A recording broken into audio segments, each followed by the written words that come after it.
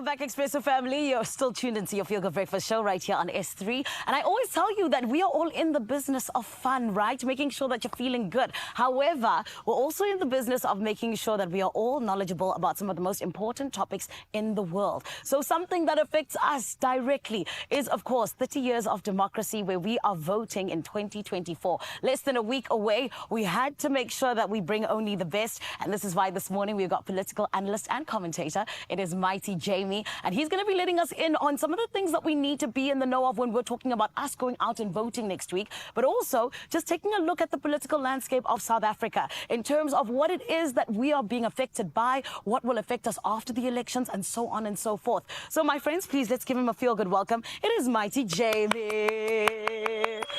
Mighty Jamie, how are you? I'm good. You guys always have the best welcome. Oh, I'm so glad. It's because we have people like you who are able to let us know about what we need to know when it comes to this election. So, Mighty Jamie, speak to me about this. Some of the major topics and concerns that we've been kind of talking about in terms of leading up to the elections. What would you say they are? Well, the big topic before we had this load shedding miracle was the load shedding issue. Sure. And then the other big issue that people continuously feel, don't always talk about but feel, is crime. At any given point, we're watching shows on crime, we're seeing videos go viral, whether it's shootings or robberies or hijackings. So crime is always a factor. But obviously the other big one is unemployment, because many of us have to support family members who don't have a job, haven't had a job, or are struggling to make ends meet. And going to the ends meet side of the equation, the cost of inflation, particularly food and fuel inflation, have been very high, and they haven't been going down so fast. So if you were to ask anybody, does your 100 Rand go the same distance that it used to 2-3 years ago? No. 2019. 100 Rand is now the old 50 Rand, if not the old 20 Rand. 10 Rand when. So that's a very big issue. That cost of living factor continues to be something that South Africans are worried about. And some people still are worried about the quality of our education. You know, many people who are in the middle class have sent their kids to private schools. So they don't deal daily with the impact of the low quality of education. However, they have to pay 11,000, 12,000 a month. And many other parents who sometimes don't get their stories told are worried about the quality of education their children are receiving. When you compare with what's happening around the world, we're seeing robotics advance. Boston Dynamics released a new Atlas robot that can do much more. Elon Musk released a robot. We've got 4, 5, 6 different artificial intelligence companies. NVIDIA has released new microchips with more processing. So what's happening is that artificial general intelligence is around the corner, but not enough of our leaders are speaking about that kind of thing. And you see, these are the things in terms of, you know, where we are now looking to be like, okay, cool, what should we actually be 100% be, I guess, having our eyes on? And I want to ask you then, Jamie, because of course you've mentioned the ones that we've mentioned as people in South Africa. What other concerns do you believe that, you know, we've kind of missed, such as the AI that you're speaking about? Yeah, so at a deeper level, the big problem in the South African economy is that South Africa is an extractive economy. There's a book which was written called Why Nations Fail, which I recommend to everyone to read, by Darren Asimoglu and James Robinson, 2 PhD economists. And what they say is that when you have an economy that benefits a small elite by extracting value and resources from the majority, that economy will not actually grow at a high rate and will not be inclusive.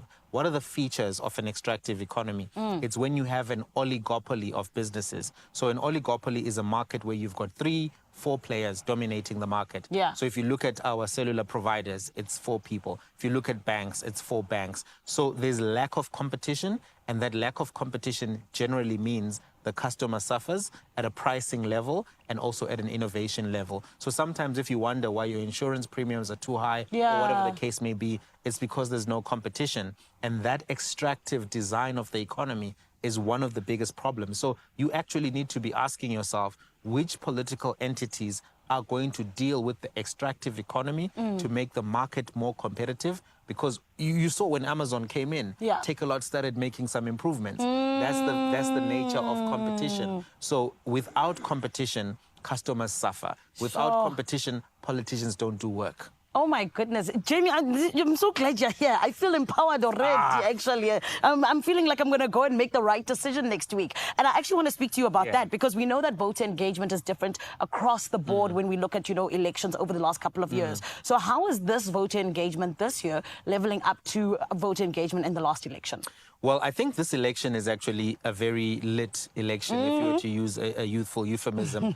So I think there's been a lot of voter engagement by the political parties. Yeah. We're seeing a lot of young people participating in the discussions around politics. Sometimes it's fragmented, right? So if you're looking at one political party, you may see interesting young people and then miss the interesting young people, which are in another political party, also having conversations. People are making TikToks, they're making YouTube videos, they're on Twitter on a daily basis, talking about the issues, talking to people on the ground as well. Yesterday, I heard people asking me about a funny advert that they saw on social media from one of the political parties. All of that is an example of social media engagement. And I think we are seeing a lot of social media engagement because there's a lot of competition. Yeah. This is one of the most competitive elections.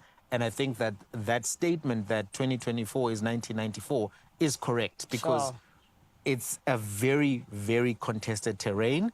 And I think there's a lot of voter engagement. There's still some people who are discouraged. There's still some people who are like, oh, there's too many options. But there's not that many options if you think about it. There were over 300 registered parties, only 55 competing, but only about 12 that are really in the game, in the race. Because just because there's a lot of people in the room doesn't mean that all of those people are contenders or viable contenders. Yes.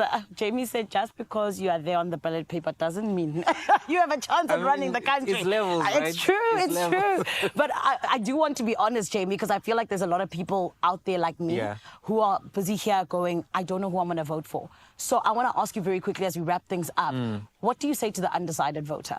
Understand yourself. What are your problems? What are your needs? But also, what are your dreams, your wildest dreams? We mustn't forget vision. We mustn't forget that Americans were voting for presidents who wanted to go to the moon, presidents who said, yes, we can. You have to ask yourself, who actually speaks to my dreams for South Africa? And how can those dreams be realized? Not only who can solve my small problem, but who can solve my big problem about the direction of this country.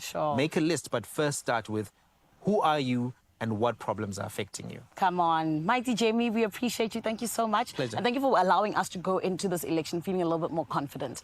And that's what you should be, South Africa, because the vote is in your hands. It is all up to you to make sure that your vote does indeed count next week, the 29th of May. Let's go make our voices heard.